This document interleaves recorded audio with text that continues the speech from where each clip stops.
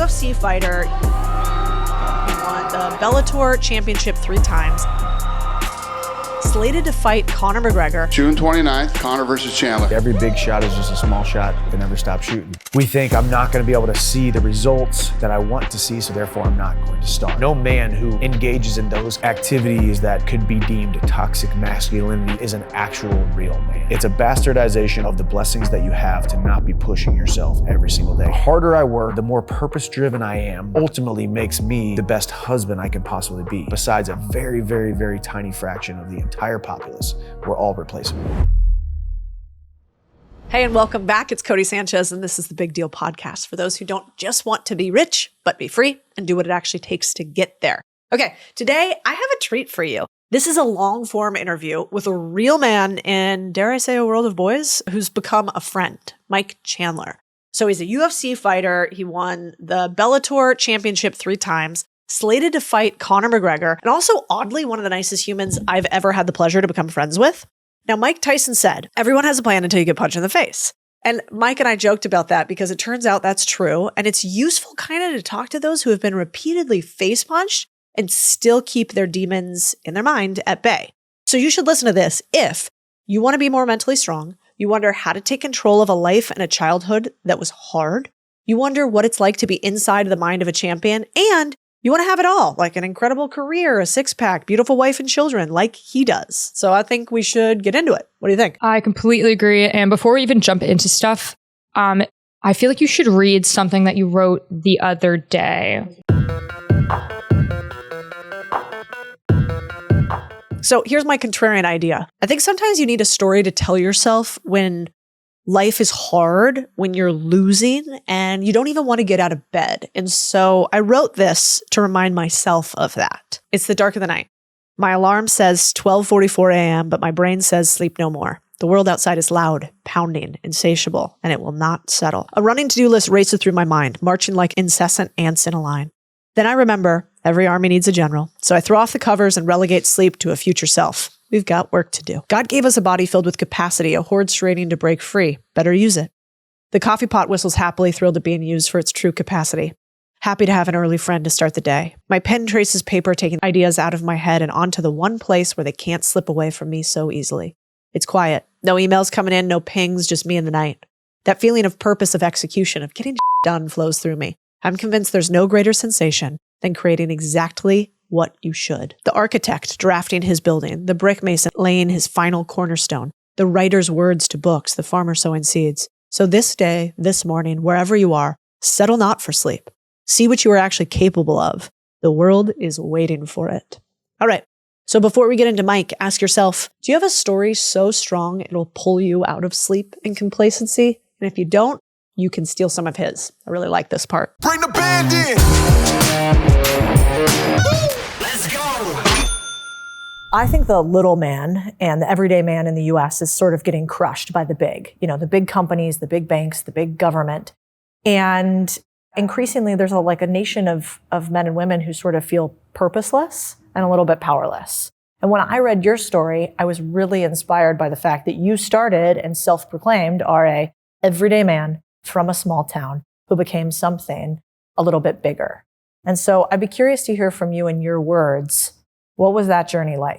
Well, I think eventually every big shot is just a small shot that never stops shooting. You just got to keep on going. I was a small guy from a small town. I was taught to do small things. The people I was around, my closest of kin, my closest of community, there wasn't a lot of gumption heading toward the outside of those county lines.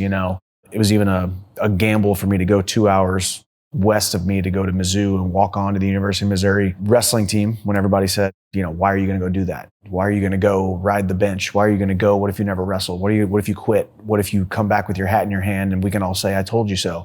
And I think so many of us have been put into a box, whether it be our upbringing, whether it be the people around us, whether it be our own self-sabotaging self-talk or self-sabotaging vision and view and self-image and self-concept of ourselves. And I still battle that little guy from that little town every single day. He's still inside. I've just got really good at duct taping him to the basement of my mind and continuing to believe that if I work hard, I operate with integrity, if I meet the right people, if I'm nice to and serve the right people, they will in turn serve me, and it will in turn serve me, my greater purpose, my greater mission. And then eventually things will work out. And some days it feels like I'm treading water, and some days it feels like I'm shooting to the moon. But I think that's the essence of our human condition. You're never going to feel 100% happy with where you're at. You're never going to feel 100% like you did every single thing that you needed to do.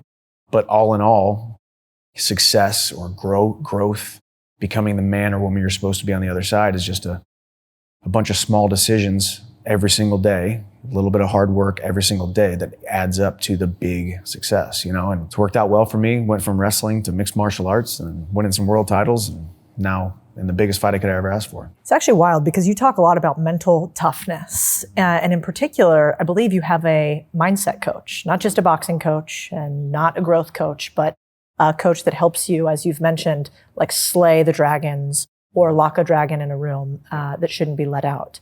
Talk to me about that. Why a mindset coach? And I've had numerous over the years and specific mentors. And even, we're sitting here at Operation Blackside. I mean, these are the guys that I want to be able to call. I want them to call me when they think, hey, I need something. I want to be like these guys here, like the leaders here. We are the sum total of the people that we hang out with or aspire to be like. And obviously today, the world is so connected because I can just hit follow to a million different people and feel like I'm in their lives.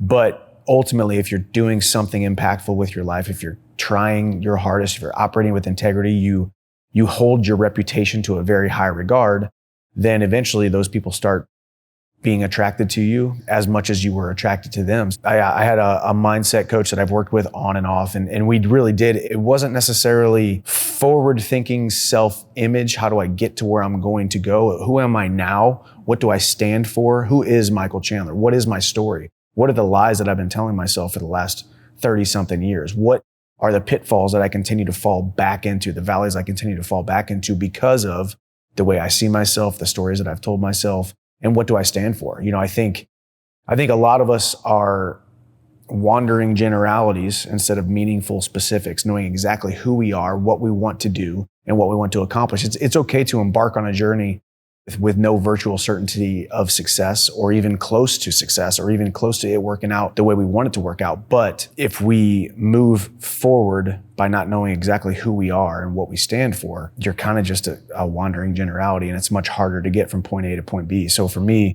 it was trying to figure out, who am I?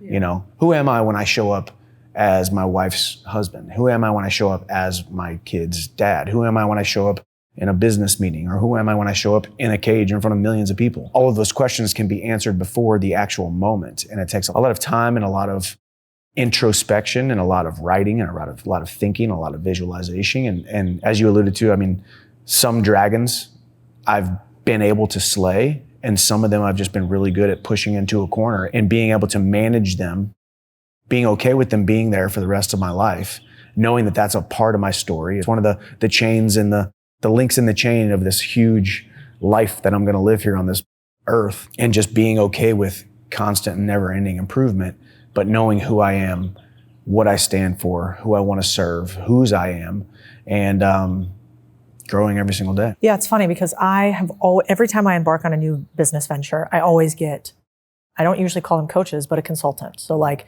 if I want to start a new business, I want to go to try to hire the best person I can to start that new business. And the same thing if we're struggling in an area, maybe I need a new sales coach. And so, I get them with a call a week and we break down the stuff that I don't know technically how to do. But I think if you would have told me a year ago, Cody, you need a mindset coach, I would have been like, what sort of nonsense is that? Like fluffy, what? And then I would have felt like, oh, I'm going to spend money on that?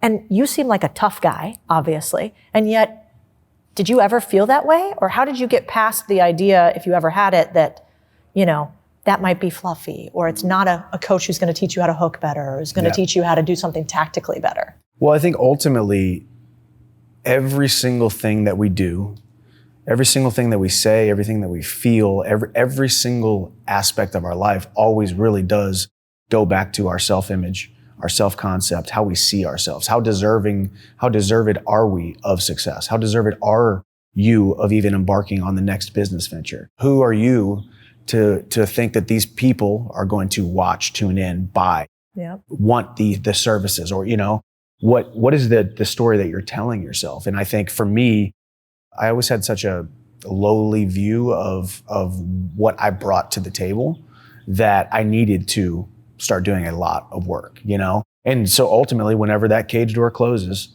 and Bruce Buffer's screaming my name and says, it's time, and, you know, all that kind of stuff, it's not the punches, kicks, knees, and elbows. It's not the techniques. It's not the game plans. It's not all these tactical black and white binary things that people think it is. It really is, do I believe that I am better than that man and I should beat that man tonight here in the middle of this octagon? And that's the same that's true in business, same as that is true in your relationships. It's the same that is true in every single aspect of life.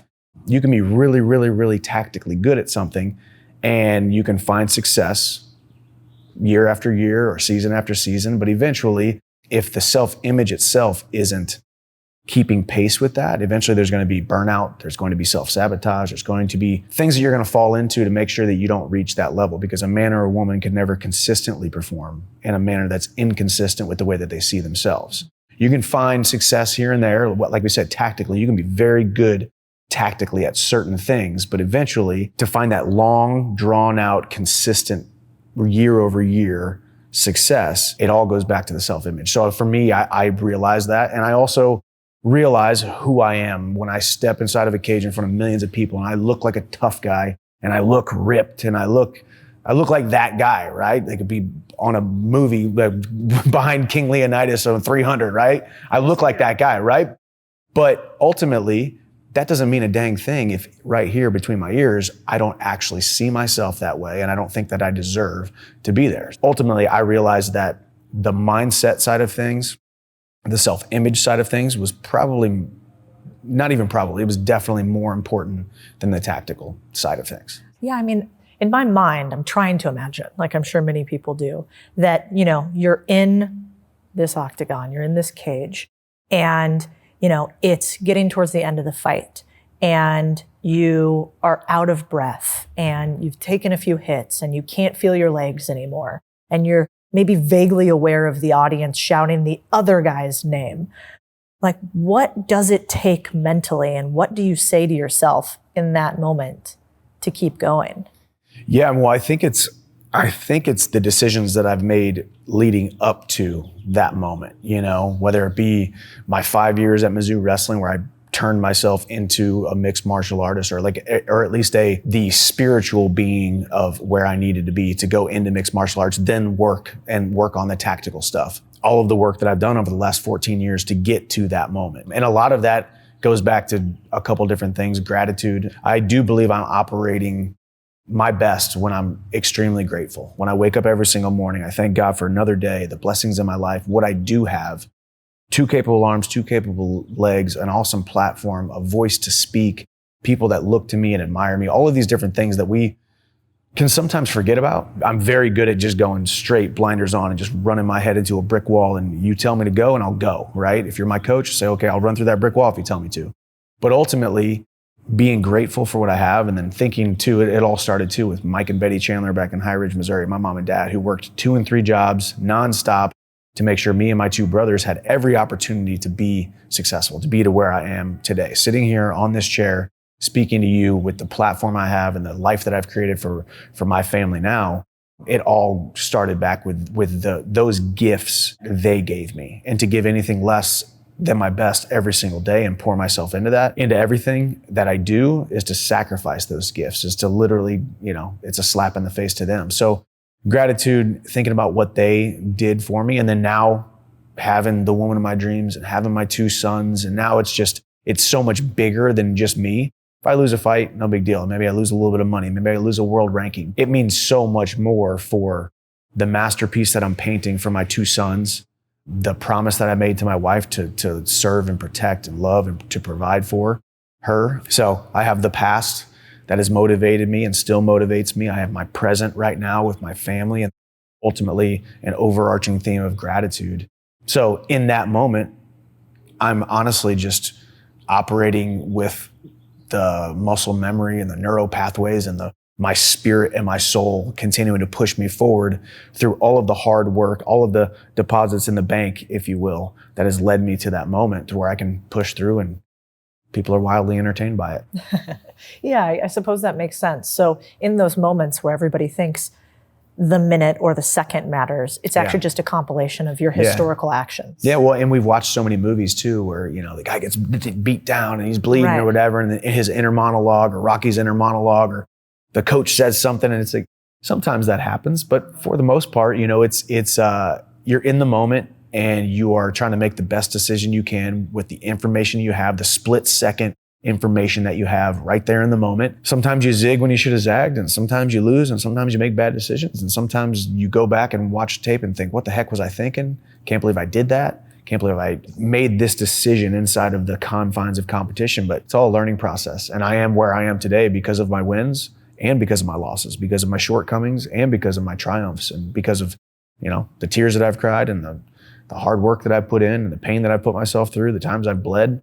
And ultimately you're able to find something inside of you. So that's why I think it's a bastardization of the blessings that you have to not be pushing yourself every single day. And it sounds a little off-putting to people, like, well, this guy's a little bit intense. It's a little bit crazy. But I mean, I'm here to tell you today that I just have pushed so hard and tried to find the outskirts of my comfort zone in every single aspect of my life to get me to that moment where the lights are shining brightest at your greatest moment of opportunity or at your darkest hour, for you to inherently, spiritually, deeper than just the cognitive thinking of, am I enough? And I want to be able to answer that question with, yes, I am. What's interesting is you talk about these things that I think a lot of people think sound good. Like, I'm a family man, I'm a family first person. But I remember when we were first texting back and forth, I was like, what do we want to talk about? What businesses do we want to talk about? What products are you really focused on? And we talked about your businesses. We talked about Kram, and we talked about WalkOn Fitness, and we talked about, some of your goals for your business. But the line that I won't forget that you texted me was, so here are some of my businesses and hobbies, but my real passion projects are my wife and kids. I engage with a lot of business people, and that's rarely a sentence said up front. Where do you think that family-oriented nature came from? As it seems really important to you. And also, this thing we're at right now, what astounds me is, of like the 5 guys I know the best who have the biggest platforms here, like all 5 of them are super family guys before almost anything else.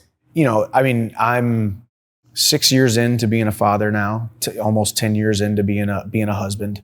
Some of these guys here, actually almost all of these guys here that you're kind of alluding to, have been in that quest longer, and honestly probably made a lot more money with a lot more businesses and all these other things. And I'm sure they would tell you, we always want to seek the material. We always want to seek whatever it is, the respect and the awe of driving a cool car or having a nice big house or having all these zeros in your bank account. And, guys here that would tell you, hey, all that stuff really is cool, but it took me 15 years to learn, or this experience to learn, that what is most important is who you're doing life with and who you're serving. Because ultimately, it's those things that are going to last forever. And that's what I've said about, winning belts and making a lot of money and all that kind of stuff. All that stuff really is awesome, and it's a means to an end to provide for the family. But nobody's going to give a crap about that stuff a decade from now. My sons aren't going to care about the world titles that I might win or the different accomplishments that I've had. All they're going to care about is, did you show up and do what you said you were going to do? And did you show up when I needed you? Did you serve me mentally, spiritually, emotionally throughout this process that we call life, And I really did have a phenomenal upbringing. My mom and dad supported me, loved me, took care of me. We felt safe in our home. And for me now, to where I'm at and the success that I have had, it's just, I look at what they did, how hard they tried. And if they tried that hard, and now I have a life that's probably easier than theirs. I work less than they do. I make more money for less time than they had to put in. I have this huge platform that's just such a huge blessing. It just seems like the only right thing to do is have your priorities straight. And for me, my priority always has been, well, okay, I might have this business venture, or I might have this fight that entails this fight camp, or all of the different things that have going on, but how does it affect my family? What lens can I look through it and see it coinciding with the Venn diagram of my family, my reputation, and who I want to be on the other side of it? Because ultimately, the lights are going to fade, and the interviewers are going to stop calling, and all of this stuff is going to be over, and I'm just going to be a retired MMA fighter, and all that's going to matter is the reputation that I have with those amongst the world who were able to watch me fight. And then the most important reputation is who am I as a father and who am I as a husband? And it's just, both of my sons just deserve that. And my wife deserves that. And she's the most supportive, amazing woman that I could have ever asked for. So it's pretty darn easy to make them a priority. Take notes, dudes. Yeah. I think, my friend Alex said it really perfectly. He was like, the Queen of England, like arguably one of the most famous people on the planet, had the longest reign in history. You guys watched her funeral and everything, and she died. And how many times have you thought about her today? Not 3 or 4 or 6 months later, not once. And so you have a queen of an entire kingdom, and she is irrelevant 6 months after she died. And it sounds a little harsh, except I think it's true. At the end of the day, nobody will remember you, and most of your life will mean nothing except to a very few amount of people. Yep. So I think that's really powerful. Now, that said, you have some violence in you, obviously, right? Like, you can't do what you do without some point of violence. And I guess I think about that because my husband's special forces, and he came from a different background than you. A lot more trauma in his background, maybe, at least as far as he would say, and difficulty and strife. But he always talks about how his parents him up just enough to be a team guy and not enough to be a stripper, Yeah. And he was like, yeah, thank God for that, Yeah, right? Just enough. Just enough. But like, that violence for you, where does it come from? And how do you tap into it when you can't gratitude Conor McGregor to the ground? So what happens? Yeah, I mean, you can't gratitude him to the ground. You can't joy him to the ground. You can't serve other people to put him to the ground. But I think ultimately, for me, the sport of wrestling was the same way. I mean, I wanted to bury people. I wanted to hurt them. I wanted to make them quit. I wanted to make them cry. But it's inside the confines of competition. I don't think about that at all in my everyday life. I mean, if anything, I'm probably the biggest pacifist you might ever meet. I am afraid of confrontation. I don't like confrontation. I don't want to get in trouble. I don't, people think, well, shoot, you must have had a bunch of free street fights. That's why you got into mixed martial arts. I never got into a street fight. Number one, I never really got into those scenarios. And number two, I was too afraid to get in trouble. So I think for me, it's just another competition. It just so happens that people get hurt and stitches get put in and blood gets drawn and people get knocked out and choked out. It looks like such a violent sport. And if you're ever around mixed martial arts or you really dive into it, the people in mixed martial arts, of course, there's some violent ones, some people who really enjoy the violence. I wouldn't say that I enjoy the violence whatsoever. Now, if you watch when that cage door closes, it looks like I'm really enjoying the violence. And I've never once thought, well, I don't really enjoy this violence thing. I'm focused on the task at hand. That last bell sounds, or that guy gets knocked out, or the fight is over, whatever. Then it turns back into, okay, now we'll just go back to being normal again, And I think, if I could really just think about me and who I am, and because I did a lot of this work with my mindset coach, Jim Hensel, and it was like, who am I? And I think God has given me a really awesome gift that I'm extremely grateful for, to be able to live on both ends of the spectrum in a big, big way. Like extreme joy and peace and contentment and service and love. And then the most savage individual that just wants to dominate people inside of a cage. And somewhere in between, I'm always usually living on this side of the spectrum. And then all of a sudden that cage door closes and I've been given a gift to be able to go cross that line to be that guy. And some guys can't in this sport. Some guys live too close over here in the violence, and it shows for better or worse in their fights or in their craft, in their business, in their life. That's why self-image and self-concept and mental health is so important in this world. And I've just done a lot of work, I think, on myself to make sure I show up as the man that I want to show up as in life, in these kind of interactions and with my friends and my family and my colleagues. And then I show up as a completely different person whenever that cage door closes. And it's just, I think it truly is a gift. I think it's something that I didn't choose to. I've never once in my life tried to will myself or visualize myself into a savagely violent person inside of the cage. It just happens. And I think the greatest compliment I ever get is whenever I, meet somebody and hang out with them, they're like, you really are a really nice, cool guy. You're pretty normal. And I'm like, thank you. It's actually because you can watch my highlights and you can see the way that I fight. And rightfully so, I would think the exact same thing about me. There's a couple sayings. Like one, I can think, if you think that strong men are scary. Wait until you meet weak men. And I think that image of, do you want to be the warrior in the garden or the gardener at war is really important for this time and date that we sit in. And so if you have the capacity for violence, but not the need for violence, that's actually really important to humanity overall. I mean, we know this from the theory of disarmament and what happens at a certain level. Some people need to have arms in order for others to not push forward. So I do think there's a huge place for violence in society that we don't like to talk about. And I think there's also a place in outlets for it, like MMA. Yeah. Most of the people I've met who do MMA, a lot of them you wouldn't know. And most of them are incredibly soft, like the people here that are teaching self-defense. And yet, in an action, I'd much rather be in this room than many others. If you needed to, yeah. And it also goes back to, as you talked about, being a gardener in a war compared to being a warrior in a garden. One of my favorite books of all time, John Eldridge, Wild at Heart, talks about how a man's soul and heart was designed, and every man was created for a battle to fight, an adventure to have, and a beauty to win. And in this day and age, in this society, there's less and less people who are seeking adventures to have and battles to fight. And I'm not saying battles to fight like getting in a street fight, but as you talk, like being in here, these men and women are having battles to fight in here, and they're learning things, mixed martial arts, jiu-jitsu, all of these different things. Just pushing yourself so that you don't feel the need to push yourself in the wrong direction in other areas, And we've got things backwards in a lot of ways, and it's very important. And I do, even in here, we're doing gun disarmament, and we're saying, hey, okay, what do you do if a person sticks a gun in your face? My wife is here, my son is here, I'm walking down the street, downtown Nashville, whatever.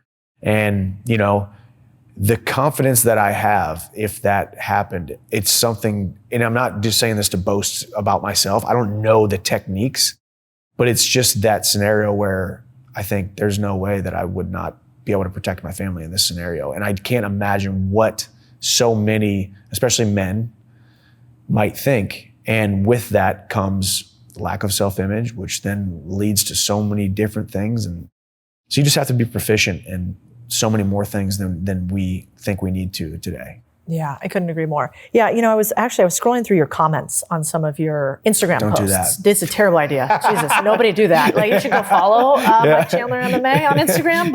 But I was scrolling through your comments, and whoa, speaking of weak man trying to sound strong, I saw that all over yours. Really violent commentary. And I get a few things, but mostly my husband and I chuckle at them. Yeah. But some of yours were really, really intense. I remember being at the McGregor-Poirier fight and hearing people yell and scream when one person gets hurt, and feeling what that energy feels like. I've never felt anything like that before.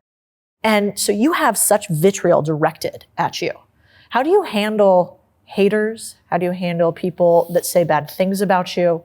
Is there something that you go to when that happens? Admittedly, I do read more than I probably should. I probably should just post and not worry about what they say. But I think for me, it could be 20 negative bad things, but then there's one that's just like one of those ones where you get it, I'm sure, as well. Whether they're talking about me helping them with their self-image, me helping them with confidence, me helping them get in the gym, or the way that my fitness app has helped them and gained the confidence or lost fat, gained muscle, all of these different things. So I want to be in tune with the people that are in tune with me. And I am convinced that a lot of those negative comments sometimes too come from bot farms across the world. Social media is a weird place. But also I do, I'm not naive to think that there's definitely some real people behind those comments. And it's ultimately you just got to keep doing what feels right to you. And the people are going to comment with the way that they comment. And there's been those haters, and there hasn't been social media for hundreds of years, but for hundreds of years, thousands of years, there has been people that are not going to believe in you. They're going to trash you at every single turn. They're going to say things about you that aren't true. And ultimately, it's the highest nail that gets hammered, always. So if you can continue to climb and climb and climb, and so many people are so worried about trying to grab at your heels and pull you down from the rung that you're on instead of just reaching up and trying to climb to the next rung themselves. Ultimately, it comes with the territory, and just probably similar to you or any of the other people that we kind of rub elbows with, we take a silent smile every single time we see one of those, because you know you're doing the right thing.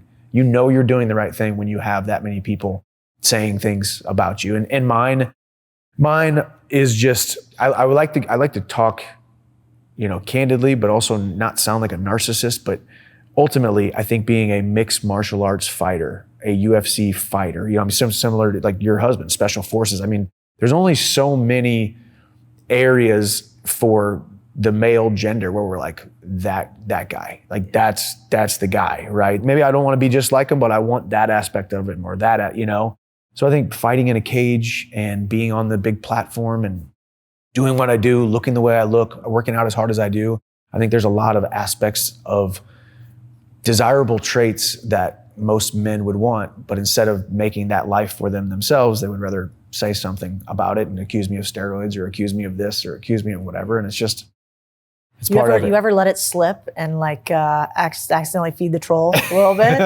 are you pretty good at that? Well, every now and then, yeah, I do. Well, normally, you know what I actually do? What's your best one? Have you ever had one where you're like, that was a great comeback? No, I actually never to trolls, but I have had a few good comebacks like to other fighters who have said things. Because I also came into the UFC and nobody gave me any credit, and rightfully so. I was outside of the UFC forever.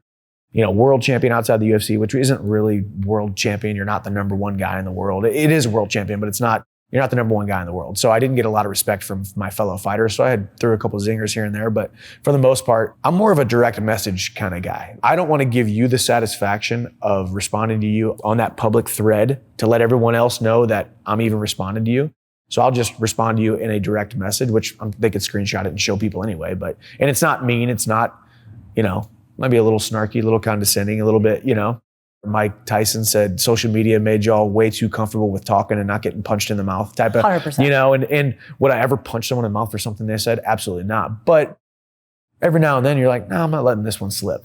The worst is when people completely make stuff up. Like I had a guy make something up. I was like, well, I work with somebody who went to high school with him and he was doing steroids in high school and blah, blah, blah. And I'm just like, that was a direct message worthy type of comment. And it's like, okay, why don't you go ahead and tell me who that is?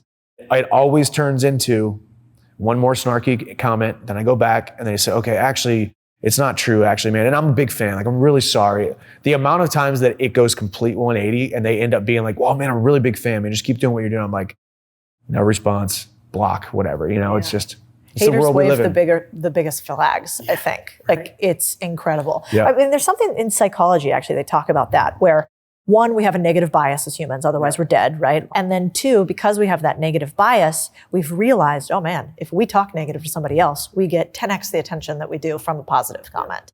And so I can see where society conditions us to have that reaction. It's really, really unfortunate. Yeah. But I think as a fighter, it's fascinating because you really can't punch somebody in the face. Yeah, I can, but like not much might go down. Maybe after I use your app, then I'm gonna be on it. Well, it's good though too when other people stick up for you, or they'll say something like, "You do realize how badly this guy would beat you up in one punch," and everyone else does the commenting and they go after the trolls, and it's even better.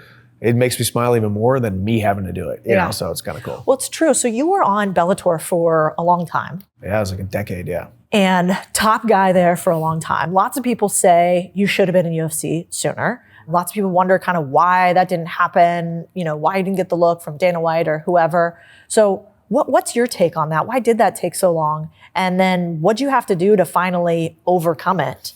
And it's fine. The way you frame the question is almost like, well, I wasn't good enough to go there, or the UFC wouldn't have taken me earlier. And I think that's what a lot of people thought. I honestly was making the best business decision that I could for a very long time. The business of mixed martial arts it's a beautiful, beautiful thing for certain people, and it's a tough, tragic thing for a lot of people.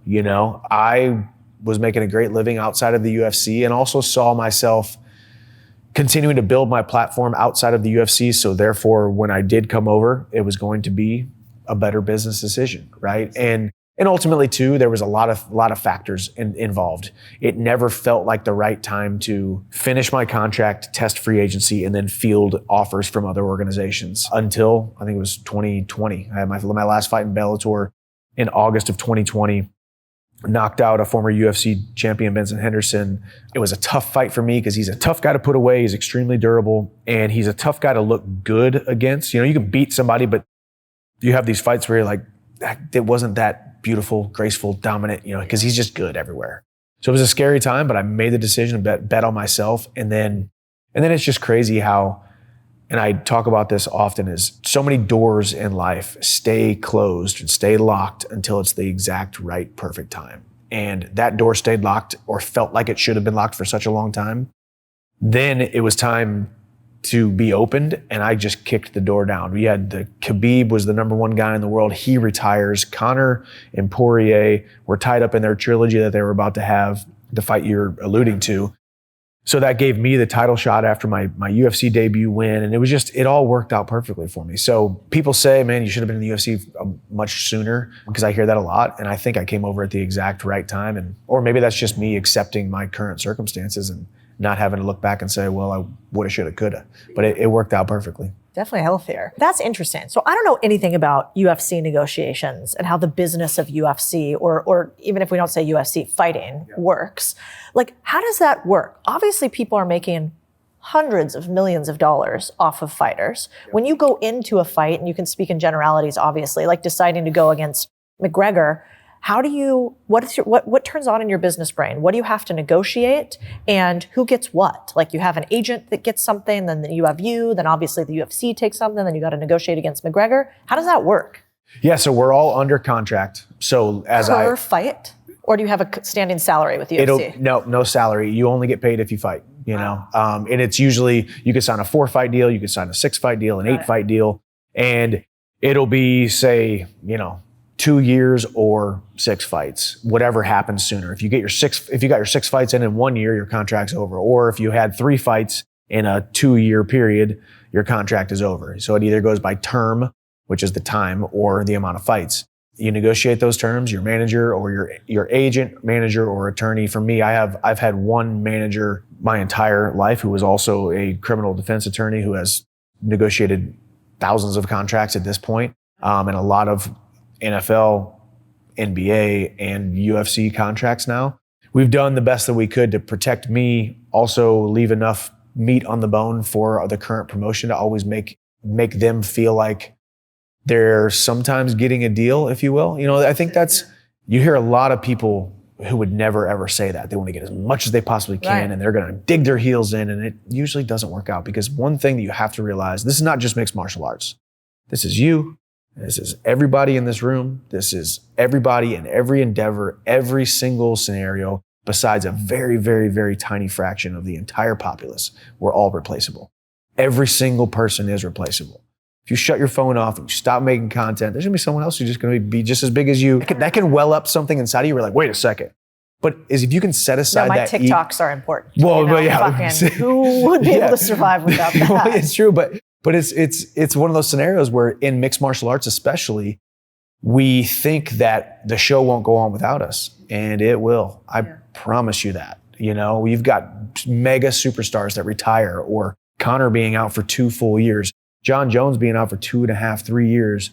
They can build new stars, and 1 year from now, there's going to be a guy that they're making money off of, just like they were making money off of these other guys. And having that approach, I've always had that approach. I had that approach in Bellator. I had that approach now with the UFC. We're all replaceable. The show will go on. And I think there's a certain level of freedom that comes with that. It sounds like you're giving away your freedom, saying, well, they're in control more than you're in control. But ultimately, there's so much more freedom that comes with that, because you can just operate, in my opinion, doing the best that you possibly can, and realizing that this whole show is going to end eventually for you. Nothing lasts forever. And yeah, you negotiate these contracts, and then when your contracts are up for negotiation, you get a new one, or not. There's time, or not, or you're 3 fights into a contract. They say, hey, you have grossly overperformed on this contract. We're ripping it up. Call us money. We're ripping this up. We're doing a new deal. Interesting. That happened with the UFC. I was 4 fights in, and they said, hey, we're doing a new deal. You deserve more. I'm like, okay. Now, had I been like, hey, I deserve more, guess how many more fights I would have had on that contract? I would have had to have those 2. We never would have went back to the negotiation table. Interesting. So if you take care of those who sign your paycheck, be a good employee, show up on time, do more than what is asked of you, it usually works out. So if I was to do a pie chart like this of like how a fight works, it's like I don't know, I have an agent, and like our agent manager fee is like 20%, right? And then you have your promotion fee or distribution. And I think of that in my business and say like my distribution costs me, so all my marketing people is probably like another 30%. So that's 50% of what I make right there. Then on top of that, because our net margins at the end are more like 40%, we get to maybe keep 40 cents of every dollar that we make. On top of that, I have like administration and I have like legal and all that on the back end. So like in my world, maybe I keep 40 cents of every dollar that I make. Not exactly for you, but theoretically in fighting, what does that look like? Like who do you have to pay and how does that business shake out? Because there are people like Jake Paul, right, that are like, oh, it, I'm going to create this whole thing and I want to own the whole pie chart theoretically. Yep. And instead of me keeping 40%, I'm keeping 60 and they get 40. Yeah, so I mean, we pretty much as mixed martial artists, we're worried about two things: your fight contract and your fights, and then endorsement deals, sponsorship deals, relationships with company. You know, sometimes that starts out as free, you know, like everybody, it starts out as free product. Then maybe it starts out, then you get a little bit of cash and then a little bit of product. And then you get more and more cash and more product and whatnot. Yeah. And then sometimes you end up with equity in companies, whether you made an investment financially or you're made an investment financially and sweat equity. And then, yeah, I mean, I just pay my management, if you will. They take their percentage. Is there a company around you besides your manager? Or is everything you do? My management they're an agency at this point. You know, when we started out, it was like a skeleton crew of just two guys, basically. Now they got, 4 or 5 people working underneath them. Someone handling travel and medical, someone handling going out and bird dog and finding deals. And so they've continued to grow, which is, good for all of us because there's a bigger pool to be able to find opportunities in. So I just pay that percentage, and then do you have like a PR taxes. person? I don't. I probably should at this point. And no social media person either. That's you too? I don't. Well, I have a full-time media director, so he shoots all of my content, edits all of my content. We do our podcast episodes. Posts it. Yeah. Well, he doesn't. I do all the posting. We are in a transition right now where I've realized, hey, it's time to go a little bit harder throughout this year, especially leading up to this big fight. Probably going to have him take over some of it and then him post probably 50% of my content and me post the other 50, because I never wanted to relinquish all of that control, because I always wanted every word that was sent out to people going to be me. It was going to be me, and it was going to be authentically me. And truthfully, what I've realized now is it still will be mine. It just won't be me writing it right now and then posting it. It will be us actually scheduling it and then me writing it, today, and it not post for a month, but it was my words, of course, yeah, batch content. Yeah, or if it's a clip of a podcast or whatever, pulling out that clip and then me expanding on that, if you will, and then making sure it's just all my words that are going out to my people who, I think they trust me at this point. I think I've created a trustworthy following with a reputation of people who are totally, who say, hey, I like what that guy stands for, so I want to make sure I stay true to that. One of your big things is if you want to influence many, you have to cast a wide net, which is why you have this podcast that is not just about fighting. It's about wisdom and philosophy and theory and ideology. And it's actually quite profound, having listened to quite a few episodes. And so I think the other way to think about it too is just like, how big can you get if you're in between fights, sending out tweets, it's hard. Yeah. But if you can allow other people to become the shepherds of your message, then actually you can have quite a flock, because there's not just one of you out there tending it. Coming from that too, I always wanted to break the mold of what people thought a fighter was. I mean, you think fighter, okay, you're like, okay, he looks like this and he acts like this and he lives his life a certain way. Yeah, exactly. Lives his life a certain way. And it's like, I've always wanted to break the mold. I always wanted that interaction of, holy cow, like you're like a normal guy. It's not exactly what I thought a fighter was. And it's like, well, not all of us are like that, but that's how I am. And maybe I fight in a cage for a living, but it's not the most important thing about me. So that's why my podcast is called WalkOn Wisdom. It's not, MMA wisdom or, and we talk about mixed martial arts here and there. We'll take only MMA questions from our viewers, and then we'll make them into MMA episodes. But so far we've only done maybe 1 or 2 actual MMA episodes. And a lot of them are just, hey, I'm going through this right now, or hey, I'm struggling with this, or hey, this, my girlfriend broke up with me, or whatever it might be. I'm going through this transition. And then I just sit there and I always start the podcast with, hey, I am by no means an expert in anything, but I've been around the world a couple times and experienced a lot of great things. And here's what I have to say about it. I love that. Let's talk business again for a second. So a lot of people have built giant empires with audiences like yours. I mean, not to use McGregor, but you do have this fight coming up with him. But he's sold his tiny little whiskey company for $500 million, right? You know, we've had The Rock, not quite a fighter in the exact sense, but, you know, grow his to be worth, I think, close to now $1 billion, right? What do you see for you? Do you want a business empire? And if so, what would it be of? You know, right now, focusing on this fight, building my platform, and then continuing to rub elbows with, you know, like the guys we have here and doing business with them, doing good business with good people, whether it be real estate, whether it be in actual businesses like Kram, having my fitness app.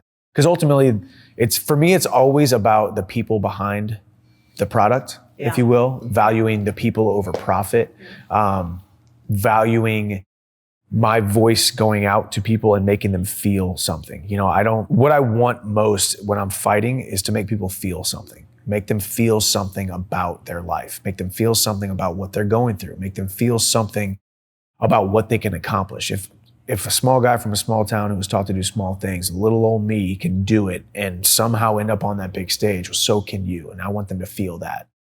So making investments in real estate, into companies, building my platform. I'd like to speak on stages and do big events and really get that one-on-one connection like we have here at Operation Blackside. I mean, the people that we have here, then they're all successful in their own right, you know. They all have businesses and they're entrepreneurs or they're all doing awesome things. But to get this opportunity to hang out with them, I mean, we just got done with lunch and sitting there at a picnic table talking to a couple business owners. Andy's from Madison, Alabama. Joe is from Cincinnati or where, you know, you're just getting to meet all these people.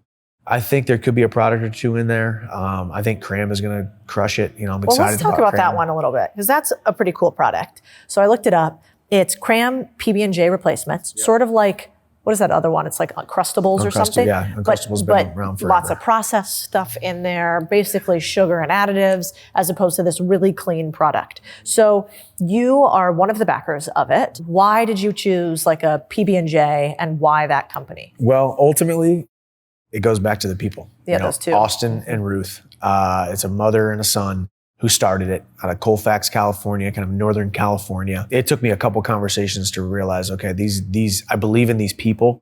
And then also you try the product. It's absolutely delicious. For its nutrition profile and how nutritionally sound it is and nutritionally dense it is, how healthy it is for you, the fact that it also tastes good was enough for me, you know, because obviously, like you said, Uncrustable, it's been around forever, owned by Smuckers, tons of added sugar, you know, bleached white flour bread, and all of these different things, seed oil after seed oil after seed oil. You know, we have no seed oils. You know, the preservatives were actually, it's a natural preservative.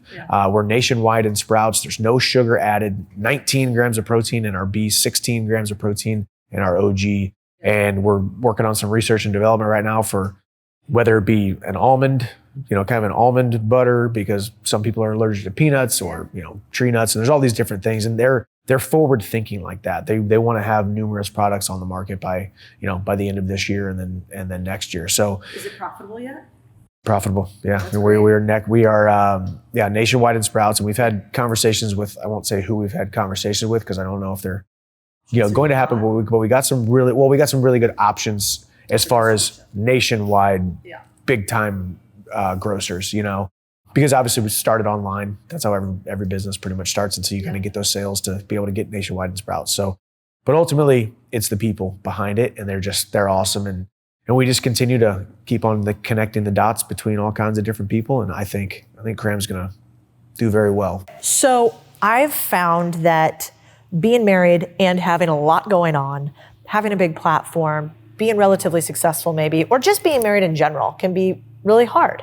And so, you know, my husband and I do this thing called team every day. I would say we do it 60% of the time, where in the evening we get together and we have this small little sort of framework that we take each other through so that we're touching base on some of the stuff that's bothering us through the day, maybe with each other or in life in general. Also just things that we appreciate about one another. And it's become a ritual for us that's helpful. For you and your wife, Is there anything that you do habitually or a framework that you use to stay sane amidst the chaos? Habitually, not all the time, but we have tried to be intentional about, similar to what you said, actually sitting down and going through our schedule, because we don't like surprises. Nobody likes surprises in general. I mean, some people can live like that, but whenever you live a life like ours, where she's got a full-time job, she's a career woman, we got our 2 children, we got me and all the craziness that I'm doing as well. Life can also sometimes happen so fast that you realize, holy cow, I didn't realize what was coming up. We didn't realize we had that. And then all of a sudden, what you thought was going to be kind of a down week to be able to kind of hang out and get back to neutral turns into a very chaotic week. So us actually planning things out, and this was a huge step for me. It was kind of a beautiful opposite ends of the spectrum. My wife was so she was in kind of medicine, where it's just like very binary, very black and white. Everything was kind of planned out. You know, you go to school and then you get your degree and then you go and you get your job and then you work your hours and that's medicine, right? Whereas mine is, I don't know if I'm going to make $0 for the next 3 months or I can make $1 million in the next month. I don't know. You know, I might fight next week. I might fight a year from now, you know? So she came from this, hey, I like to have everything planned out. And I came from like I can't plan anything out because I don't know what the heck is going to happen. So she's become more towards the center and I've gotten better at planning things as well. So for us, actually making sure that we have things on the calendar, me being more proactive where I wasn't thinking as much about how it affected the entire family or us or her career. And her career is extremely hectic right now as well. Going off of that, obviously that's more kind of habitual or tactical. But then an overarching theme for us is me making sure that even when I've had the success that I've had and she hasn't needed to work in years, she wants to work and she enjoys work and she gets value out of work. She gets purpose out of work. She has arguably works more now than she did when we first got together, and she needs to work. She doesn't need to work even half as much as she needed to back in the day when we first got together, but she probably works more now and makes more now and provides more now than she ever has. And I've always gave her that ability to do so. And she needed that. A lot of guys did not understand her. They didn't understand that she was married to medicine. They didn't understand that, oh, well, if she doesn't text back in an hour or 2 hours or call back, is because she was doing a sterile procedure in the emergency room. And it became this personal thing. And for me, thank God she came into my life at the right time where I was very secure in myself and I was in love with mixed martial arts and she was in love with medicine, and our roads converged together. So me just making sure I always give her the leeway to be her own person, pursue her own thing. She never wanted to be a mixed martial artist wife or a professional athlete's wife. She never wanted to be a stay-at-home mom, and there's nothing wrong with that. That's some of the hardest work that you can ever do. But ultimately, she knows what she wants to do, and I've always given her the leeway, the permission to do those things. And in turn, I get permission to do all the crazy things that I'm doing and pursue the crazy things that I'm doing. And so I think that love and that mutual respect pays so many dividends day after day, season after season, in the tough times, in the easy times, and every time in between, because we truly are so equally yoked when it comes to that. Yeah, it's interesting you say that, because I think the world right now is having this weird mix-up about genders and femininity and masculinity, and in so many different ways that I try to largely not pay attention to. Yeah. But one thing that I've found is, because I've been a career person for a long time, is that it does seem today like you need a man, if you're going to have a career and you're going to be kind of a woman who's going to be relatively forceful or in her masculine a lot, however the hippies like to say it in Austin, then you basically do need this man that's really confident in that. And, you know, my husband, being in his background, he could care less. He's like the least motivated by money human I've ever met in my life. He just does not let what society says should define him ever. He will walk around in mandals and jorts and a Hawaiian button down, and he will be the baddest dude in the room and will show it to nobody. He could give a fuck. Yeah. And I think it's really rare, but it's really powerful for people to hear men like you say that, because there's this one side, which is like, we were coming to this event and one of our team members' friends, we were looking at Operation Black Site, and I was like, tell us ideas, questions, what should we do to film here? And they didn't know me, obviously, and they didn't know who I was married to, but they were like, why are you going to an event that is focused on toxic masculinity? And why would you support that? And I like chuckled on the inside because I'm like, if this is toxic masculinity, like we're in trouble. This is just humans being hard to kill, which really actually has nothing to do with whether they have a penis or a vagina. It just tends to be a good idea generally. But I wonder what your thoughts are on one, this idea of if you're tough and you're hard, you're a toxic dude. Have people said that to you?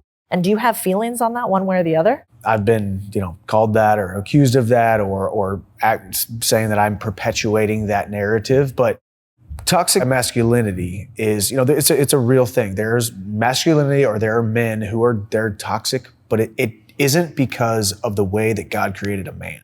It's because of the societal pressures, the box that we put ourselves in, the literal chain and collars that we put around our neck, and we're being held back, or we're being pushed into the corner, or we're being told that we can't do this, or being told that we should do that. And we're being pulled in so many different ways. And what it means, the definition of what it means to be a man has continued. It's never changed philosophically. It never should have changed, but societally, it has continued to change. And even going back to my wife, the harder I work, the more purpose-driven I am, the more a little bit kind of off my rocker, blinders on, going towards my purpose, what I need to go to perform, to be who I need to be, ultimately makes me the best husband I can possibly be, the best lover I can possibly be, the softer I can possibly be, because you lose that softness when you don't have that hard. You really do. And then it just becomes this facade of being a tough guy, right? The facade of being equipped, the facade of being a real man. No person or no man who engages in those kinds of activities or actions that could be deemed toxic masculinity in its truest form is an actual real man. They are a small child with deep, deep wounds, and they never truly grew up. They never truly grew into the man that God created them to be. And a lot of times it's not their fault. It could be their parents. It could be the things that have happened to them in the past, the seasons that they have gone through that has just turned them into who they are in a negative way. But I think ultimately being able to protect yourself, protect your family, stand up for your family, provide for your family, having a battle to fight, an adventure to have, and a beauty to win is what makes a man a man. And that is the healthiest way and the healthiest thing on the planet. And it is interesting. I mean, yeah, I fight in a cage for a living. I try to knock people out. I try to choke them out. I fight them. I try to make them bleed. Ultimately, if I am impacting people, reaching people, making people feel something, inspiring and motivating people through the way that I'm living my life and through my performances, it's ultimately me pursuing my passion and fulfilling my purpose, which then in turn makes it vastly more hard for me to actually be toxically masculine, if that makes sense.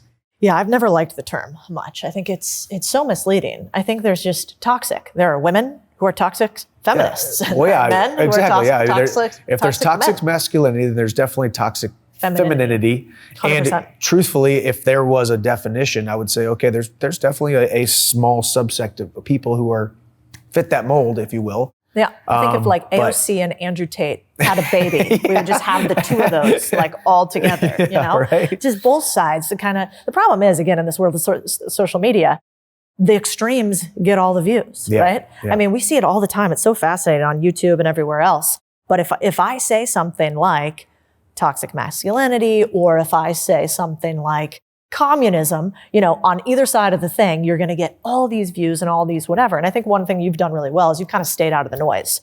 Yeah, sometimes I was just having a conversation in the taco line here, and I know what I stand for. I probably should stand up more. I should probably be more vocal. I think the best thing that we can do too, even going back to us making sure we don't get put in a box too, is, we could have that conversation. I probably could be more vocal about what I truly believe. And I think it's going to offend some people, and it's also going to get people to say, heck yeah. But ultimately, just operating in a sense that you truly feel like you are saying what you want to say when you want to say it, or as much as you want to say it, doing what you want to do as much as you want to do it, and not having anybody tell you that you need to, or that you should do more or should do less. And for me, I've always just kind of operated that way, where I just I want to do what I want to do and act the way I want to act and say what I want to say. And there'll be times where I say, well, I can't believe I said that. Or, well, I can't believe I did that. Well, that's going to get some unfollows. That's going to get some hate. That's going to be a headline, but it's all part of it.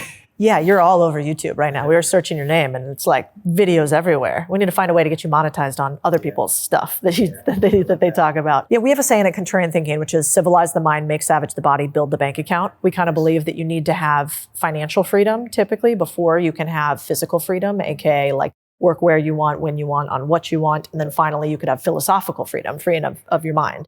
And in a society in which most people today, 1 out of 5 people will die broke, which is wild in a world where we have all this. I think one of your missions is, and where I kind of want to wrap, is on that make savage the body. Like you have WalkOn Fitness. You obviously are in great shape. You've got about 37 abs. 36. Right around there. And so fitness is big for you. But obviously America needs it. We're more obese than ever. We have more chronic disease than we ever have. And we have more mental health issues than we've ever had. So why WalkOn Fitness? And if you could say in like 3 words, like what do you think, if you were just a normal human who didn't get paid to have like 36 abs, what would you be telling them they need to do today? You've got to start somewhere, and I think and truthfully, obviously I've been in, organized athletics since I was 13 years old, and I've now been a professional athlete for 14 years. So I get paid to be fit, I get paid to work out essentially, right? And fitness is so intimidating to so many people. And they say, well, I'm overweight now, or I got bad knees, or, well, my mom and dad were overweight and their mom and dad were overweight. And this family tree is just a bunch of overweight people, and we tell these stories, and we think I'm not going to be able to see the results that I want to see, so therefore I'm not going to start. I think if we wait to start whenever the conditions are perfect, or we have a perfect plan, or there's any kind of uncertainty whatsoever, if we wait until you have the perfect plan or it's going to be certain, you're just never, ever going to start. It's just part of it. So that's why I created WalkOn Fitness. The hardest part for me is the fact that I did create one that is for higher level fitness, higher level athletes. Yeah. But our leg program, anybody can do it. Our upper body program, anybody can do it. My guided on camera body weight only circuits, anybody can do those. Any fitness levels. It doesn't matter if you do all the reps or you do 100 pounds lighter than I'm doing. That's the biggest thing. Yeah, I mean, that's the biggest thing. Yeah. Well, that's the biggest thing is here's the workout, here's the plan. It's proven to work. I've been doing it over the last 22 years as a professional athlete, essentially since wrestling. These are the exercises that I've done to create this body. And the hardest part about fitness too is everyone wants that secret. What is the secret? What's the silver bullet? And there really isn't, besides consistently being consistent day after day, diligent in the small things. So then and only then can you have the big breakthroughs, the big success, or the body that you want, the fitness that you want, which then in turn turns into mental clarity that you want, which then in turn goes into body confidence, spiritual confidence, the way you carry yourself. So fitness has a way of unlocking doors that almost nothing else can. But like you said, you're going to see aspects of it in every single aspect of your life. If you got your fitness in order, your relationships are going to thrive, your finances are going to thrive, your self-image is going to thrive, every single aspect of your life is going to thrive. So it's very easy for me to talk about it because I've seen it in my own life, and I've seen it in so many other people's lives. So many of the success stories that we've had with WalkOn Fitness has been awesome. So, well, what I like about it too is I was in the gym the other day. And there's these girls in there and they're trying to get the butt. Every girl wants a butt. So they have these little vibrating things that are connected to their butt. Have you seen this? No, like electronic Yeah, things? like a little electrodes. Oh, wow. Yeah. And it's hooked up to this thing. And so they're doing movements while they've got the thing hooked up. But then they've got these tiny little legs and they've got these tiny little arms and there's like no muscle there. And I think one of the cool things about WalkOn Fitness when I was looking at it is, you want to be healthy. Yeah, because it looks nice, when you look good naked. Like that's rad. But also there's just a longevity thing, which is super linked to athleticism, right? Yeah. And so sure, you could hook up electrodes, you can do a Brazilian butt lift, you could take this drug that everybody's taking because the Kardashians took it. But at the end of the day, like you might look good, but you're actually not doing so great. Yeah. And so you're not healthy. Right. You're not healthy. And I think one of the few things people don't realize about MMA is it's just all out athleticism. Like you don't really care about the muscles, though you do have to wear the underwear in the ring. Which, do you get nervous when you walk out in the underwear? No. You're not thinking about the underwear. No, I've been wearing a singlet. You know what a wrestling singlet is? A wrestling, like it looks, like a leotard look at that. I mean, I've been wearing that since I was 13, 14 years old. So it's like, well. So do you think you look good in it? You put it on, you're like, check out that. I used to check myself out a little bit. Be like, okay, butt's looking good. Okay, sucking it a little bit. No, but you would think though. I mean, you have millions of people watching. You're like, well, hopefully these shorts don't have a wardrobe malfunction. But I've gotten so used to it. It's just like, I'm used to wearing very minimal clothes in front of a lot of people. So I feel that. Yeah. It's like a bikini model exactly. before you get your ass kicked. Exactly. Before you kick somebody else's ass. Yes. But like you said too, I mean, that the fitness aspect of it. Yeah. I mean, people, and even though we talk about the butt electrodes and whatever, at least they're doing something, that's, I guess I would only say that at least they're doing something. It's not what I would do if you're only like, hey, here's my entire body. I only want this muscle group to be good, hard, big, whatever it is. Juicy.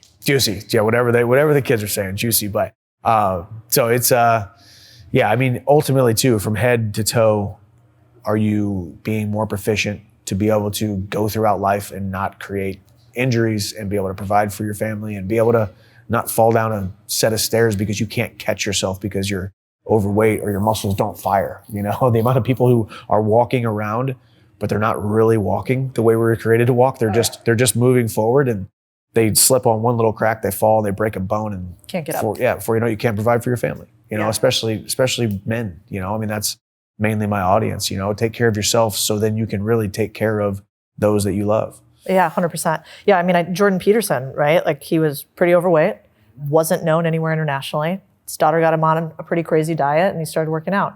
Now the dude doesn't shut up. He's all over the place. Big platform, So I do think you're right. Well, this was awesome. You're the man. I'm excited to see you in multiple different ways on The Ultimate Fighter and then also your fight with McGregor. I think it's just really cool to see a very tough dude show a very soft and theoretical side. So I'm stoked to see you crush some skulls. Thank you. I will. I'll keep doing it. Yeah, buddy.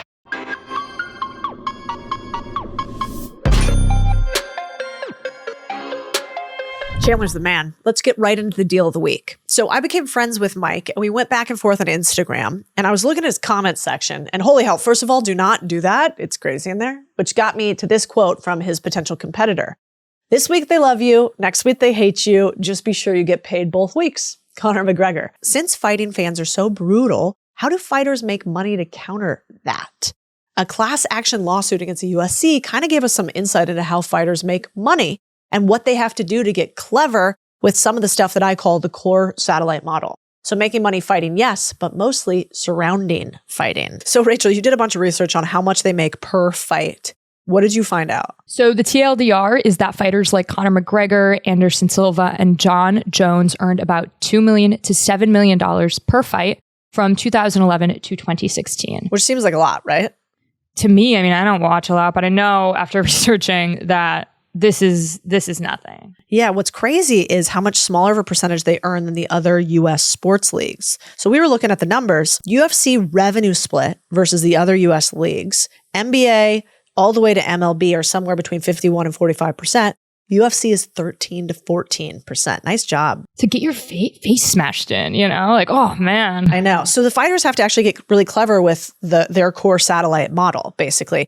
And I think McGregor's a really good example of this. So let's talk about how much money McGregor made and break down some of the numbers. Okay, so as far as we can figure out, when McGregor made his UFC debut in like 2013, he basically cashed a welfare check on the way to the airport and won in 67 seconds, which is awesome. So he was paid $16K for his first fight, $8K to show, another $8K if he won, and then a big bonus if he hit a KO or a knockout. So McGregor also gets paid $5 to $10 million annually off of endorsements. But his real money is in like the whiskey company proper, McGregor Fast, the sport agency, the Irish Stout. And that's what ultimately made him, I think, the highest paid athlete ever. So we were looking at the numbers for Proper 12. Basically, the whiskey company offered McGregor a cash-based sponsorship deal in 2016, but McGregor was smart And his manager, whose name is Audie, I hope I'm not butchering that, decided to partner up with them because he realized the power of a spirits business blasted behind 55 million social media followers with McGregor. So Proper 12 would then go on to sell 200,000 cases in its first 6 months on the market. And they later sold their 51% stake in the business for about $600 million, which I thought was wild. And that's how he's made $650 million. But if you think about the part that's crazy, is he made 50 million from the fighting and 600 million from the other things. I do want to point out that, like with a lot of athletes, it is really difficult to see how much they're getting paid and how much money that they're making in sponsorships. So I'd be interested to know like a financial breakdown of how much he makes right now. Yeah. There's a guy I follow on Twitter that I really like, his brother, Anthony Pompliano. His brother, Joe Pompliano, does a ton of these threads. Yeah, the on Pomp athletes. brothers. Yeah. You know those guys. Yeah. So anyway, Joe has great breakdowns of this if you want more detail. I think the overarching thing here that's interesting is, no matter what business that you're in, you can always have a bigger solar system than you can have a single planet. And so that's why I always think about the core of what you do. Let's say you're an actor, you get paid to act in movies, but what's the solar system or the satellites that you can launch all around it that can make you more money? And I think Conor's a perfect example of that. Also, Mike's the man, and Mike has launched a healthy PB&J company. Yeah. That I tried that was actually delicious. And then he also now has a tequila company called Hiatus. So I think a lot of these athletes are realizing they can't make all the money in the sport. Plus, you make a ton of money, but how many of these guys go broke because their career is not very long? And once they stop playing, they stop earning. Yeah. And, you can only take so many hits to the face before you got to retire. You know that kind of reminds me of a friend of the podcast, Brian Johnson, productizing himself. Just really interesting how we're starting to see the rise across industries, not just sports, of people really diving into how can I make money off of my likeness to the nth degree, because I will not, in Brian's case, I'm sure there's only so much YouTube videos of his life that he wants to do forever and ever. I cannot relate. You're keep me on this, baby.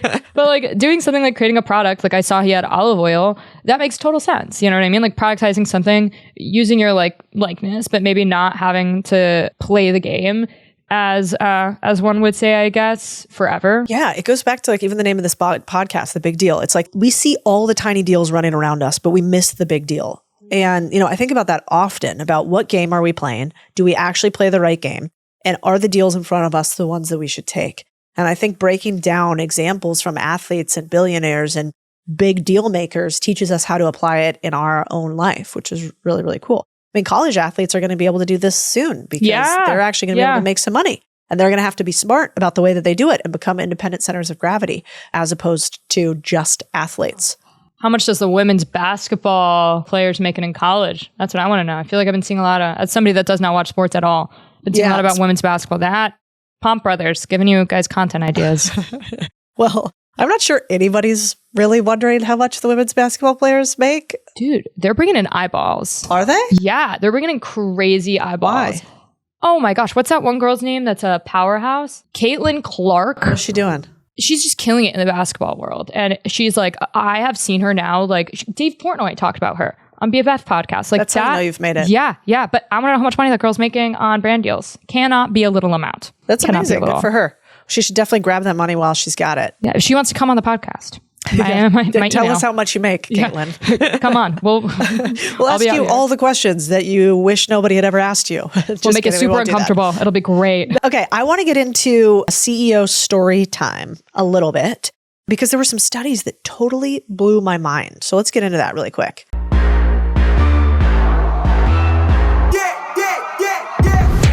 So one of my favorite lines from Mike Chandler was this one that he said, which is, I don't take advice from my doubts. And he's a machine, never misses a workout, runs multiple companies, killer dad, hard. So I wondered why. And it's something I see a lot with MMA guys, mixed martial artist guys. And here's something I thought was fascinating that I think you're going to like the statistic. This statistic blew my mind. And it goes back to doing things that help you increase your self-control as much as humanly possible. Why? There's a study across hundreds of boys who did jujitsu and a control group for those who didn't. The kids who did jujitsu for just 1 to 3 times a week for 45 minutes on average increased their self-control by double digits versus their peers. They stopped being easily distracted. They focused more. They did what needed to be done. or what's called inhibitory control. In a world constantly trying to distract us, apparently you do more BJJ, you can be more disciplined and hard to kill. So interesting. And also, why that matters, I think, is because the more self-control or discipline you have, it turns out the more likely you are to be successful, according to most of the data. So maybe the thing to take away is that we put our kids in BJJ. I know it shows discipline. I'm just so scared of putting a kid in fighting. Would you put a kid in football? No. Oh yeah, I mean, I get that. I do think it shows discipline though. Like I see what you're saying. I think that's normal. I have a good girlfriend that put her kids in fighting and she had the most incredible experience. So they're on the mats. And if you've ever been around little boys, they're crazy. Yeah. Right? So he's like 8 years old or something like that, 10 years old. And he's on the mat doing great. Then he comes to his mom and he kind of is giving his mom a hard time. And he sort of like, kind of like pushes his mom a little bit like little kids do, and she chastises him. And the instructor sees it and looks over at the kid and calls him over and says, "What is your mom?" He goes, "Family." "What do we never do to family?" "Hit our family." "What do we do with our family?" "We protect our family." Oh. And then he goes, "If you ever do that again and I ever see that again, you are not allowed back on this mat." And she's like, it was revelatory. She's like, that kid never messed up again and never acted out because, as a mom, at least from what I can hear my parents tell me, you can tell your kids things until they're blue in the face, but hearing it from an outside influence and one of respect is something totally different. So I think the world would be a better place if more people learned what it felt like to get hit and if words had consequences. Yeah. As I say this though out loud, I guess the thing I'm most worried about is I don't want to have a kid with like some CTE issue. So I guess that's one thing. I guess if there's not an issue with like concussion central happening, I was in Kung Fu and so were all my siblings. My shout out Sifu Jamie. He came to my birthday party I think up until I was like 21. And like when my dad was deployed was like somebody that like really came in to our lives and like was a great person. So I guess like we had a really good experience with it and my brothers definitely did. And I saw this quote once and I'm totally going to butcher it, but it was something like uncoachable kids make unmanageable adults. And if you see your kid kind of like getting coached on the sidelines, like that might be really difficult for you as a parent. But honestly, like it's probably going to work out pretty well for them in the end. Just moving on like into the workspace as an adult, and that I do think that's like an interesting perspective. I mean, I can understand why you wouldn't want to put your kid in MMA, like getting kickbox. I'm thinking like Conor McGregor style. Yeah, Brazilian Jiu-Jitsu is really wrestling. So the likelihood of that's pretty small is my understanding. But where I want to end here for everyone listening is, so Mike Chandler had this quote that I loved that I want to leave you guys with, my friends. And it's, "I don't want to just be a great fighter, but also be a great man. And I think you can become a great man by first being a great fighter." I think this is something to ruminate on and to think about, can all of us learn a little bit more about how to take a punch to the face and the consequences of running our mouth from people who know how to punch faces. So thanks for being here. Thanks for being you, a builder in a world of consumers, a doer. I see you, and I think you are a big deal. See you next time. You know that I got it, no need to look all in a bag. Stunting like this cause I work so hard, I'm the best, I only speak facts. If I say that I have it, you know that I got it, no need to look all in a bag.